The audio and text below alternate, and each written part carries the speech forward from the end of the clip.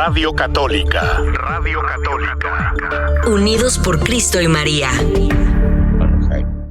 Hoy estamos celebrando a San Apolinar de Hierápolis. San Apolinar nació en Hierápolis, que es hoy Turquía. De hecho, tuve la oportunidad de visitar las ruinas precisamente de allá, de Hierápolis. Nació en el siglo II. Se sabe muy poco de él, pero el hecho es de que él fue un apologético defendiendo la fe de las herejías que había, que no se podía comer carne, no se podía beber vino, no se debían de casar porque ya el fin del mundo estaba próximo. Entonces él peleó contra eso. El emperador Marco Aurelio venció una batalla contra los bárbaros, más que por la fuerza, es gracias a las oraciones de San Apolinar y de los soldados cristianos romanos. Entonces él logró ese triunfo y mandó a levantar una columna con motivo del triunfo, reconociendo que es gracias a la oración que se logró la victoria. Es lo que se sabe de San Apolinar de Hierápolis. Y el Evangelio de hoy está muy interesante porque ya entramos dentro de lo que es el tiempo ordinario y que en esta ocasión Jesucristo cuando rezaron a Juan, regresó a Galilea.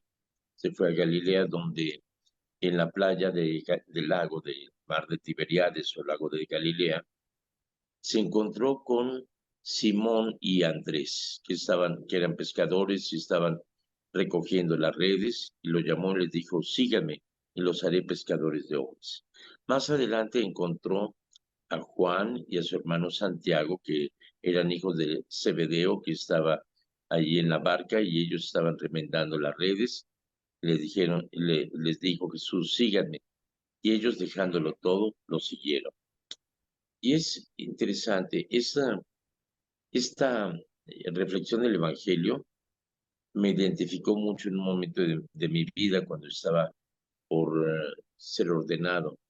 Me imaginaba yo en la playa, ahí leyendo mi cuento de Mickey Mouse y con mis lentes oscuros, mi sombrero, oyendo alguna música bonita como la de quítate ya de aquí, perro lanudo, déjame estar solo con mi novia. Bueno, entonces Jesús pasa y me dice: sígueme.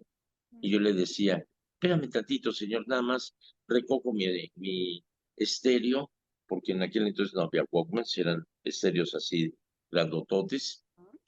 Nada más recojo mi toalla, mi cuento, y mi coco con ginebra, pues ahí me lo voy tomando. Y espérame, Señor, espérame, no te vayas, espérame, ahí te sigo. Pero Jesús no espera, Jesús nos llama a seguirlo y dejarlo todo. Y esto lo comentaba con un amigo muy querido, que es Toño Gálvez, que él era misionero del Espíritu Santo, siendo novicio, dejó el llamado que él tenía al sacerdocio para ayudar a una joven que estaba en problemas y que se enamoró de ella y se casó con ella, y se dedicó a componer música, cantos muy, muy bonitos. Teníamos un grupo cuando yo estaba en Villacuapa que se llamaba Escuadrón para los jóvenes y Cadena para las mujeres. Es algo que empezó el Ministerio de los Misioneros del Espíritu Santo y que estuve a cargo de ellos mientras yo estaba en Villacuapa. Y en una ocasión que estábamos en campamento de Cadena de las muchachas, él era el asesor técnico, yo era el asesor espiritual, era diácono todavía. Y entonces en la noche estábamos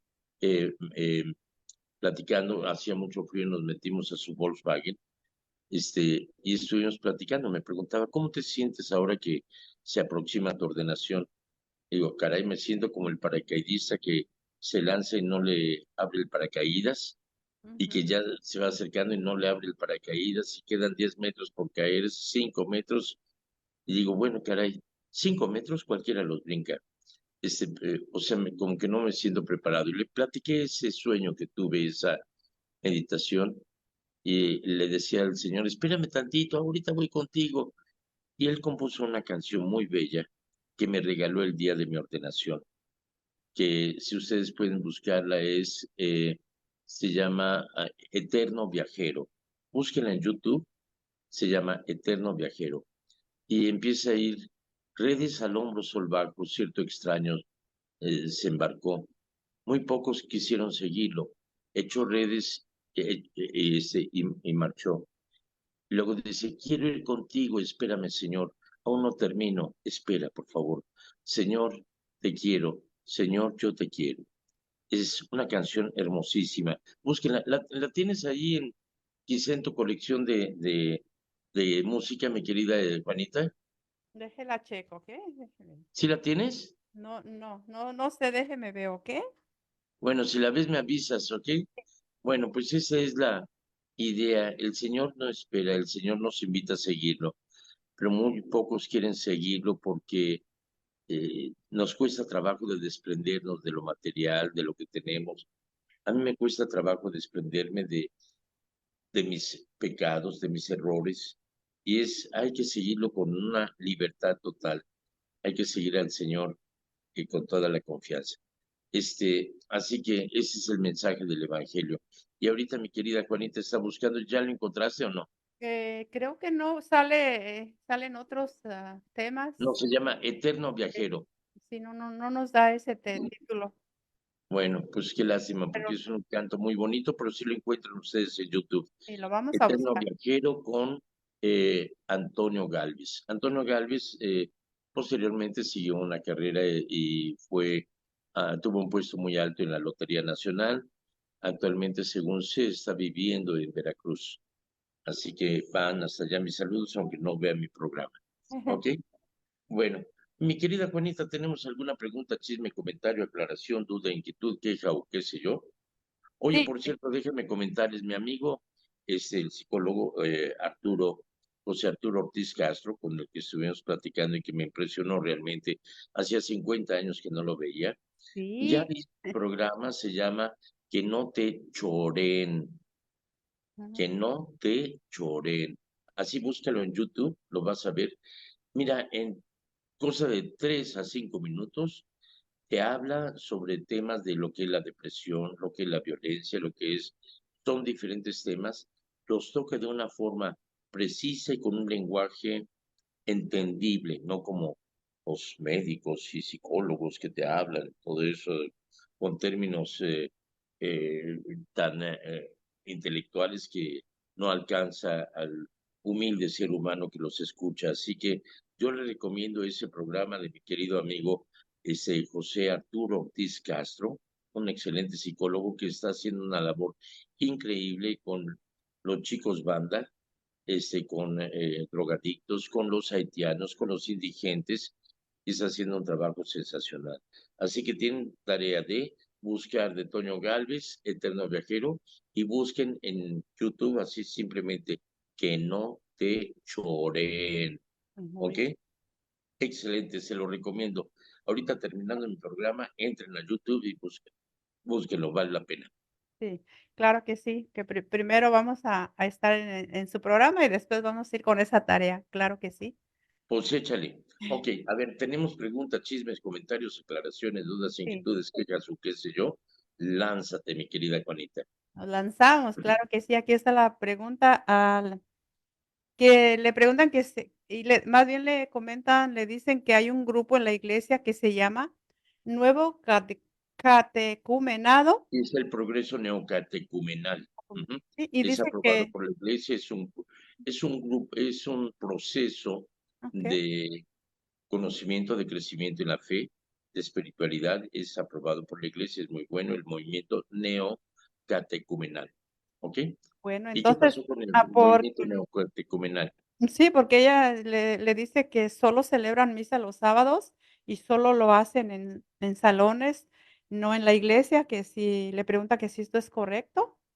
Mira, en un momento determinado, como llevan un proceso de estudio, probablemente sea conveniente tener una misa dentro de lo que es el neocatecumenado, con permiso del párroco, y como en sábado a lo mejor la iglesia está ocupada por quinceañeras, bodas y demás, y en la tarde la misa de la comunidad, entonces a lo mejor no es conveniente hacerlo allí, Ujú. pero con la autorización del párroco, se puede hacer ya sea en una casa particular porque es para un grupo religioso que se reúne, que lleva un proceso, o que se haga en algún salón parroquial. No es una misa abierta al público normalmente, o sea, no sustituye la misa dominical. En el caso del grupo, a lo mejor es la misa dominical de víspera de domingo el sábado por la noche, y se puede celebrar así, pero habría que ver, es decir, no se está creando una secta aparte, sino que es parte de un proceso de estudio de espiritualidad que, para centrarse más dentro de esa dinámica del estudio, se hace de una forma especial, pero ellos no se aíslan de la comunidad, no son una secta aparte o no son fuera de la comunidad, sino que deben de estar incorporados e integrados dentro de la pastoral de su parroquia. Entonces, lo más probable es de que sea con autorización del párroco. Y si no, consúltalo con tu párroco, o de la parroquia donde se da este proceso neocatecumenal. Pregúntale al párroco, y si no, adviértele de que se está haciendo una celebración aparte. Ujú. Porque eso debe de ser con conocimiento y autorización del párroco. Muy bien, Ana. Muy Bueno, bien. también le preguntan otra pregunta, déjeme ver, la traigo perdida aquí. No me Bueno, preguntan una pregunta, me hacen una pregunta. A ver, Juanita, ¿qué bueno, pregunta me por están lo haciendo? pronto tengo otra aquí y ahorita busco esta otra. Bueno, ya la tengo aquí. Dice que hay un matrimonio católico y que Ujú. tiene hijos. ¿Por qué tienen que bautizar a sus niños si ya los padres están bautizados y perdonados de sus pecados? Entonces, ¿por qué los niños deben ser perdonados del pecado original? ¿Acaso los niños de ese matrimonio no nacen sin pecado original? Mira, la única que nació sin pecado original es María Santísima, Ujú. pero quizá no entiendan, nuestra querida persona que nos está hablando, quizá no entienda lo que es el pecado original. Bueno, de acuerdo a las Sagradas Escrituras, no representa a toda la humanidad Adán y Eva. Si existieron históricamente o no, es lo de menos. Siguen existiendo hoy en día con nosotros, pero dentro de esta narración nos presenta el origen del pecado. Dios nos ha creado a su imagen y semejanza, nos ha hecho libres, nos ha dado inteligencia y nos ha dado libre albedrío. Podemos hacer, tomar decisiones, tenemos voluntad para hacer o deshacer. Nos crea a su imagen y semejanza para poder contestarle a Dios libremente, con inteligencia y por nuestra propia voluntad, de una forma que podemos disfrutar del amor de Dios, que es para lo que Él nos crió, y como los hijos surgen del matrimonio, es para ser amados por sus papás y educarlos en el amor. Sin embargo, por mucho que eduques y quieras mucho a tus hijos, a fin de cuentas van a hacer lo que les da su regalada gana. Si los has educado muy bien, van a saber responder a ese amor y esa educación que tú les has dado. Si no, pues olvídate, van a pasar una adolescencia y te van a hacer unos dolores de cabeza tremendos. Pero esa semilla sembrada funciona en quienes se han dedicado a educar a sus hijos. Mira, dentro de esta narración de Adán y Eva, son libres completamente. Sin embargo, eh, viene una advertencia. Es como decirle a tu niño, puedes jugar en lo que quieras, pero te advierto que si te avientas de la azotea con la toalla creyendo que eres Superman, te vas a matar. Te lo advierto, no lo hagas. Entonces esa es la advertencia, no es una prohibición, pero es una advertencia. Corres peligro. En sí, el ser humano, Adán y Eva, tenían toda la libertad y gozaban del paraíso. Pero hay un riesgo ahí, el comer del árbol de la ciencia del bien y del mal. ¿Por qué? Porque te hace responsable de tus actos, pero no es en sí el pecado. Aquí viene la seducción. De lo prohibido causa tentación. no pisar el pasto. Ah, sí, ¿por qué no? Mira, mira, ya lo pisé y qué, y qué.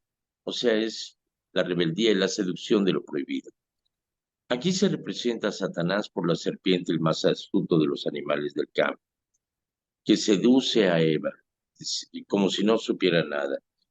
Es cierto, me han dicho por ahí, es cierto que Dios les ha prohibido, fíjate el engaño y la exageración.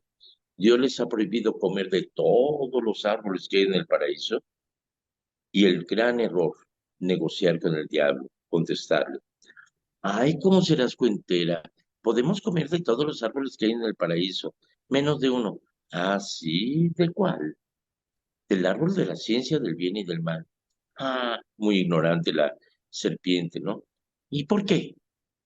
Y entonces se pone Eva a darle explicación.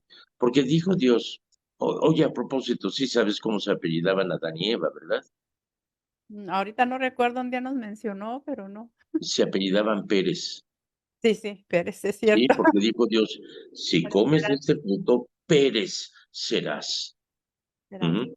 Y entonces la serpiente, fíjate, de ignorante se vuelve muy sabia y dice, ay, no es cierto, te chorearon, te cuentearon.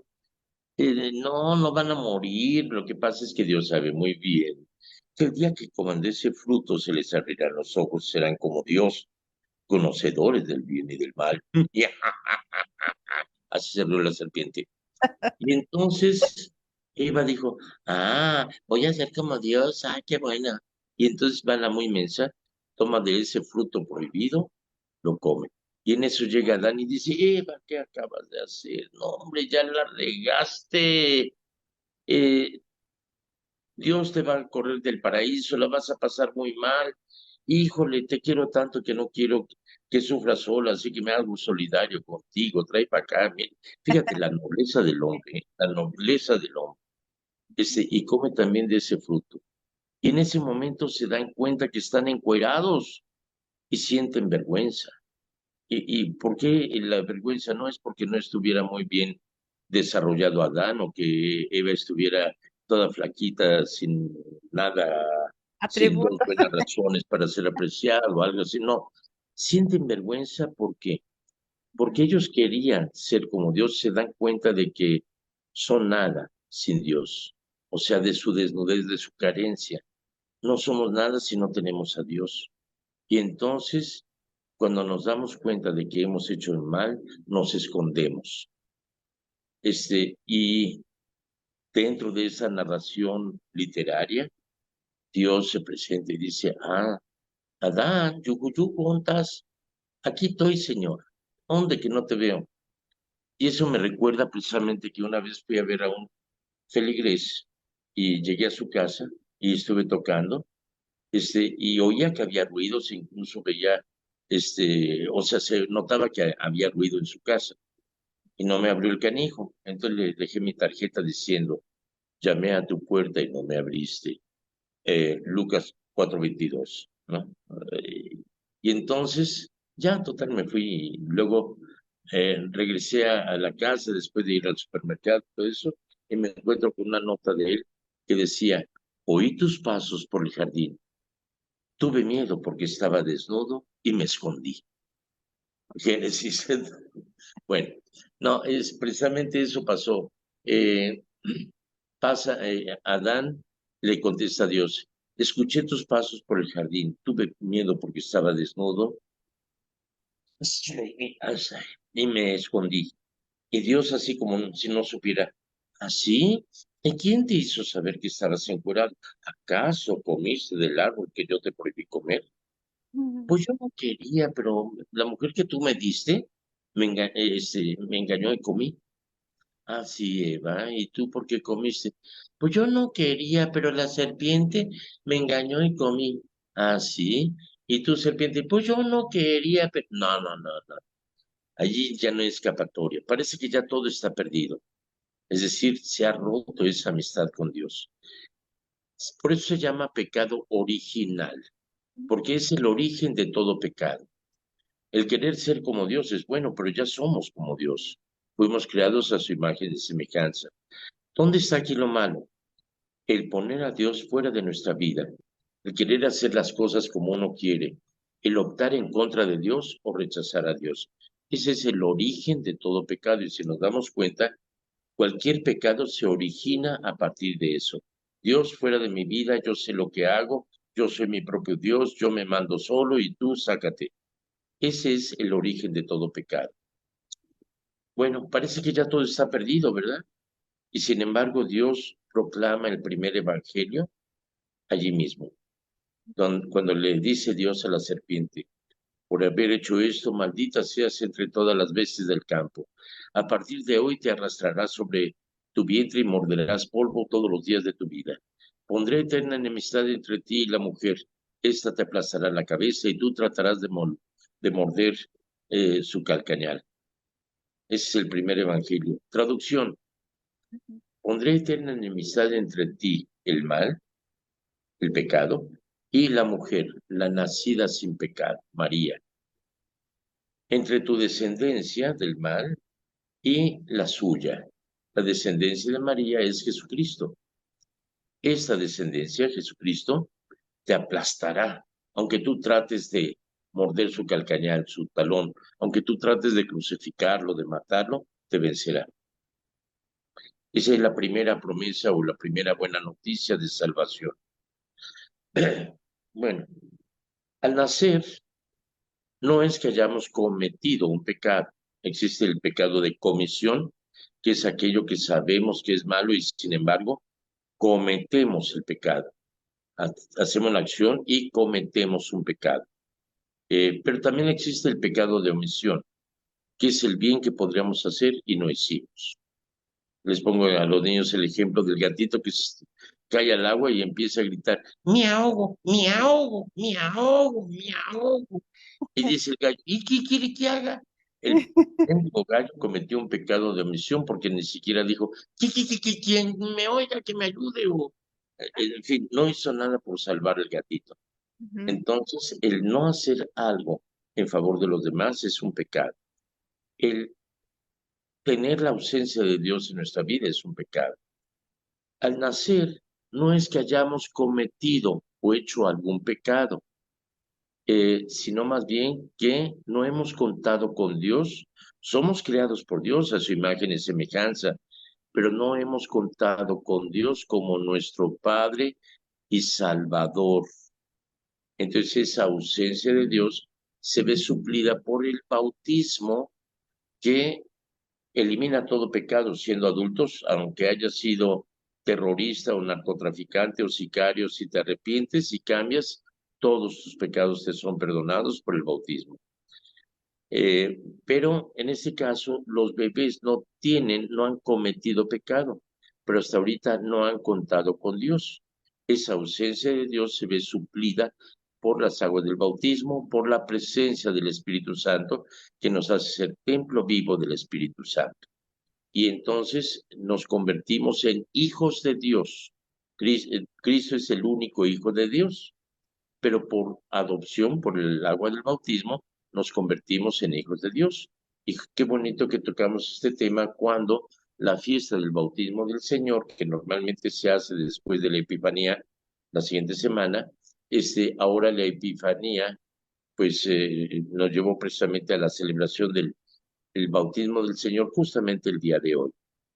Entonces, el bautismo nos hace ser hijos de Dios, nos limpia de todo pecado e incluso el pecado de origen, que es no contar con Dios como nuestro Salvador. ¿Ok? Ahora, el hecho de que un matrimonio esté casado o no, o sea, el hecho de estar casado significa el sacerdocio matrimonial, en el cual el esposo y la esposa son instrumentos de Dios para que Dios confiere ese don divino de la vida dentro de un hogar bendito y santificado por Dios, en el cual el papá y la mamá son los sacerdotes de la iglesia doméstica. El hecho de tener hijos sin haberse unido en matrimonio, el pecado original sigue allí en el niño como si sus papás están casados. Eso es lo de menos. Pero no están contando con la bendición de Dios en su matrimonio. Entonces esa es la ausencia de Dios en su hogar. No, lo cual no significa que no sean amados por Dios y que ya por eso no van a misa. Pueden ir a misa, pero no pueden recibir la comunión porque pues está la ausencia de Dios en su matrimonio. Así que aprovechen e inviten a Dios a su matrimonio. A Dios le encantan las bodas, así que invítalo a la tuya. ¿Ok? Sí, Bueno, sí, espero haber podido explicar y dar a entender a quien nos hizo esa pregunta. claro ¿Sí? que sí. Sí, esto quedó pendiente ahí el viernes, esa pregunta, y pues ahí está la respuesta. Creo sí, bien, muy amplia la respuesta. Gracias, padre. Bueno, otra pregunta. Esta persona me decía que le preguntara por qué ella, bueno, ¿cuándo termina la Navidad? Porque ella ha visto en internet y a veces nota que hay como cambios. Mucha gente también No, nada mira, más está pensando que el 25 ahí se termina, ¿verdad? no, propiamente la Navidad, el tiempo de Navidad se celebra marcado por la Epifanía de nuestro Señor Jesucristo. Pero después de la Epifanía viene la celebración del bautismo del Señor. Sin embargo, en este año litúrgico que está medio raro, porque, por ejemplo, la Cuaresma ya la vamos a empezar el próximo mes, el 14 de febrero. Así que ni modo, los que pensaban celebrar su noviazgo y el amor eterno y nada, les toca ayuno y abstinencia. Así que se amolaron. Bueno, entonces, normalmente después de la Epifanía continúa el bautismo del Señor. Propiamente se podría decir que ahí termina el tiempo de la Navidad. En el caso de ahora, pues la Epifanía se celebró ayer domingo y hoy se celebra el bautismo del Señor. Así que ya estamos en tiempo ordinario. Ujú. Entonces, se ha terminado el día de El tiempo de la Navidad, sí. La ayer. Navidad que empieza del 25 de diciembre hasta el día de la Epifanía Oh, y se ok. extiende hasta propiamente el bautismo del Señor. O sea, es tiempo todavía de Navidad, pero como hoy se celebra el día del bautismo en lugar del próximo domingo, Ah, ok. el próximo domingo ya estamos celebrando el segundo domingo del tiempo ordinario. Sí, yo estaba viendo entonces básicamente ese hoy, pues cuando se termina esta fecha, tiempo del bautismo del Señor. Muy bien, Ujú. muchas gracias. Bueno, ahí está. También le preguntan que qué es la octava de Navidad. Ella estuvo escuchando durante estos días. Correcto. Después de la Navidad, todo ese tiempo de la semana se cuenta propiamente el octavo día. En realidad son 7 días, pero la octava de la Navidad se se celebra a Santa María, Madre de Dios, es decir, en la Navidad se celebra el nacimiento de Cristo. Después, el siguiente domingo es la Sagrada Familia, Ujú, ¿sí? O sea, en la octava de la Navidad, la Sagrada Familia. Pero el primer domingo, el primer día del año, en enero, es Santa María, Madre de Dios encarnada, ujú. ¿ok? Y posteriormente viene la Epifanía del Señor. Entonces, octava se llaman los primeros 8 días, ¿ok? Oh, muy bien. Bueno, ahí está su respuesta para Margarita, que le hizo esas dos preguntas últimas. Eh, Tenemos otra pregunta, dice que ¿por qué no es suficiente la fe en Jesucristo cuando ya que nos da los sacramentos? ¿Por qué a veces esa fe es debilitada o débil? A ver, no te entendí, pero mira, Sí. el apóstol que te hace, tú sabes cuál es el apóstol que te hace, ¿verdad? No, a ver, ahorita no, San- mande. Santiago, Ni teniendo el nombre en mi casa, lo recuerdo, Santiago, Santiago. bueno, te hace Santiago. Bueno, el apóstol Santiago Ajá, me cae a todo dar porque escribe una carta muy bonita donde dice, muéstrame tu fe sin obras, sí. que yo por mis obras te mostraré mi fe. Entonces, obras son amores y no buenas razones. El hecho de la fe en Cristo supone también actuar de acuerdo a Cristo. Ujú, No es yo tengo fe y haga lo que haga, Él me va a salvar. No, no seas descarado, ni seas canijo. Es decir, si tú tienes fe en Él, supone que lo amas y vas a hacer las obras de Cristo, las obras de misericordia. Mira, los sacramentos son los medios para fortalecer nuestra fe, aunque la presupone, y además para poder crecer y para poder ganar el cielo. ¿Por qué son necesarios los sacramentos que instituyó Cristo? El bautismo de Juan era un bautismo de agua simbólico y representativo de un arrepentimiento, pero no perdonaba los pecados. En cambio, el bautismo de Cristo es un bautismo redentor y que nos limpia de todo pecado, nos perdona los pecados, nos hace ser hijos de Dios, nos permite ser templo vivo donde habita el Espíritu Santo y se nos unge como sacerdotes, profetas y reyes. Fíjate qué bonito regalo de Dios por medio del bautismo y qué dicha aquellos que tienen papás católicos que se han preocupado por darnos el bautismo. Es algo que nos hace ser hijos de Dios desde niños y nos prepara, nos da la gracia santificante para poder alcanzar la santidad, la gloria y el caminar en Cristo. Bien,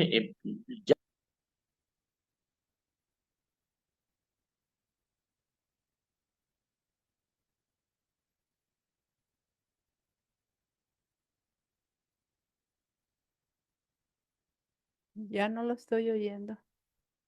Bueno, ya no estamos escuchando al padre ahorita. Vamos a ver si sí. ¿Ya me oyes? Sí, ya está listo. Sí, Ya me oyes. sí. Perfecto, qué bueno. A ti no te oigo, pero a ver qué pasa. Bueno, Bueno, entonces estábamos hablando del... bastaría con eso para que no volviéramos a pecar. Sin embargo, en nuestro vivir, pues cometemos pecados. Pero Cristo mismo instituyó ese sacramento del perdón de los pecados que solamente Jesús puede dar porque es el único sacerdote, verdaderamente Dios, verdaderamente hombre. Y como Dios nos perdona los pecados, pero Él no se lleva su sacerdocio cuando asciende a los cielos y nos deja huérfanos. Él confiere ese sacramento a los apóstoles, después de su resurrección, sopla sobre ellos, les dice, reciban el Espíritu Santo, les doy el poder para perdonar pecados. Los pecados que perdonen la tierra, perdonados serán en el cielo, los que no perdonen quedan sin perdonar. Entonces, ese poder que le dio a los apóstoles lo transfirieron junto con todos los demás sacramentos, los demás poderes a los obispos y los obispos a los más ancianos de la comunidad, a los presbíteros, que actualmente se sigue comunicando a los que son ordenados sacerdotes, como yo lo recibí el día de mi ordenación hace 42 años. Entonces, yo no tengo el poder para bautizar o perdonar en nombre de Jorge Alfonso Román del Real. No tengo ese poder, pero son bautizados y son absueltos en el nombre del Padre y del Hijo y del Espíritu Santo. Y Jesús instituyó el sacramento de la Eucaristía en la última cena, tomando pan y diciendo, esto es mi cuerpo, coman. Y luego tomó el cáliz y dijo, esta es la sangre de la alianza nueva y eterna. Esta es mi sangre, sangre de la alianza nueva y eterna, que será derramada por ustedes y por muchos para el perdón de los pecados. Hagan esto en conmemoración mía. Entonces, ese dar, esta orden sacerdotal se la dio a los apóstoles y hoy en día, cuando celebro la misa, ese pan y ese vino se convierten en la presencia real de Cristo y nos invita a comer de Él. Jesús ha dicho, el que come mi carne y bebe mi sangre tendrá vida eterna. Así que realmente el comulgar con Cristo supone que estamos en gracia de Dios, que nos hemos confesado, que no hemos cometido pecado mortal, que estamos de acuerdo con seguir a Cristo, que le tenemos fe, y porque le tenemos fe, comulgamos con Él, estamos de acuerdo con Él, y queremos hacer las obras de misericordia, de amor y de bondad que Cristo hace. Ese es el sacramento de la Eucaristía. Bueno, pero dirás, bueno, ¿y por qué me agarraron de niño y no me dieron chance de defender? Ah, pues ahora que ya estás grandote o grandota y bien bonita y bien bigotón, a lo mejor ya puedes por tu propia cuenta confirmar esa fe que recibiste. Por eso viene una preparación de 2 años para poder entender tu fe, retomar lo que se te dio y entonces confirmas tu fe libremente y te comprometes a vivir la fe en Cristo. Eso es recibir, además recibes los poderes del Espíritu Santo, el obispo te confirma en la fe y te unge en la frente con el santo crisma y te dice, recibe el don del Espíritu Santo, para que vivas fuertemente tu fe. Ese es el sentido del sacramento.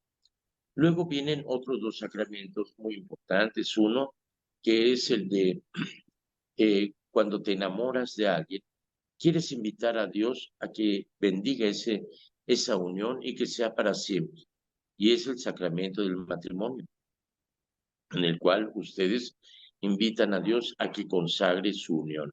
Y se forma la iglesia doméstica donde los hijos son educados para Dios.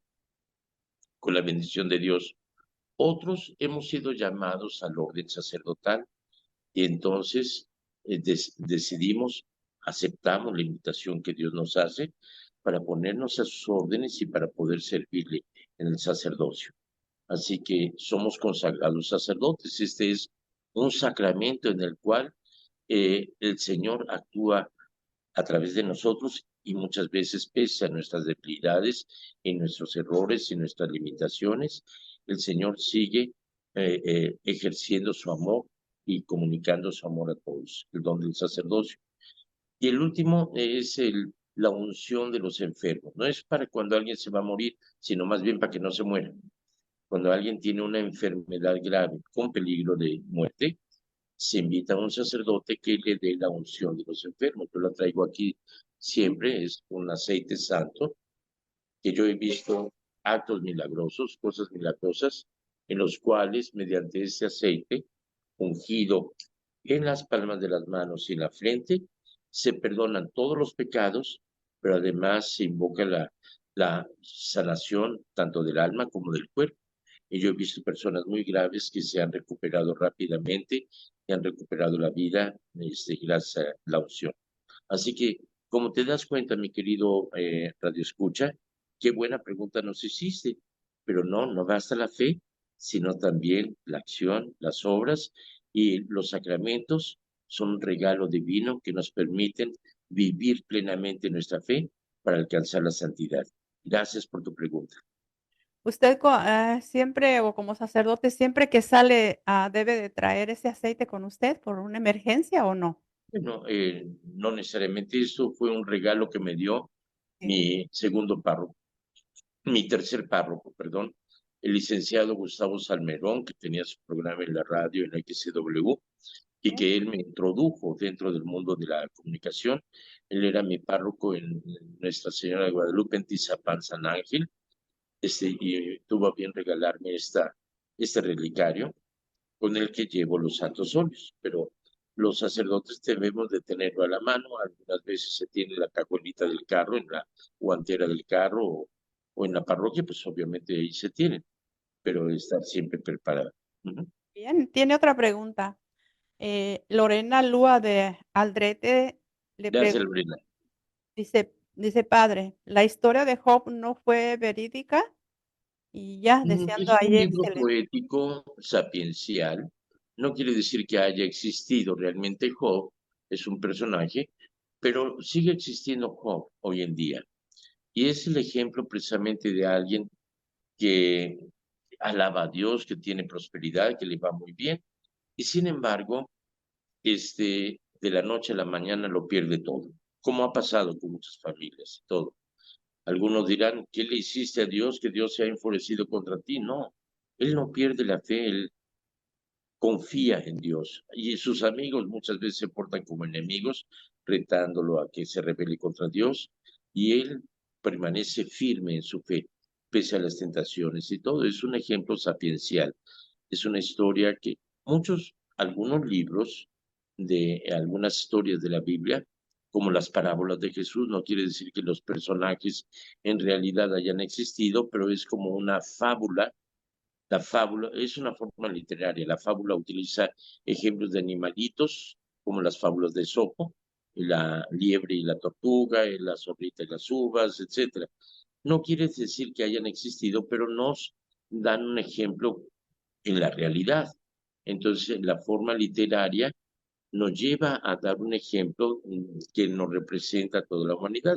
Les decía, por ejemplo, los 11 primeros capítulos del Génesis no son historia, pero son verdad.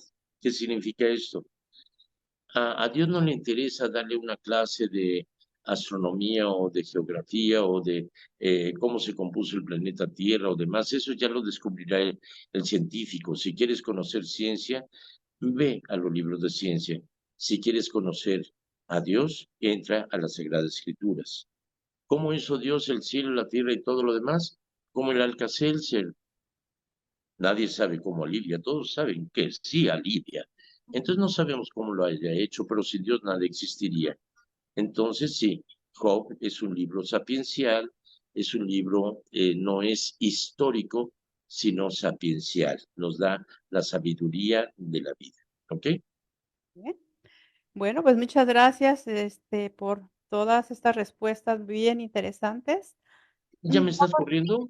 No, voy a, No. le quiero mencionar, aquí en los comentarios está Lorena González, y bueno, enviando saludos, también a Abigail Maldonado, enviando saludos y, pues, Esperanza Pulido también por ahí está, que nos acompaña ella los miércoles también en este programa con usted.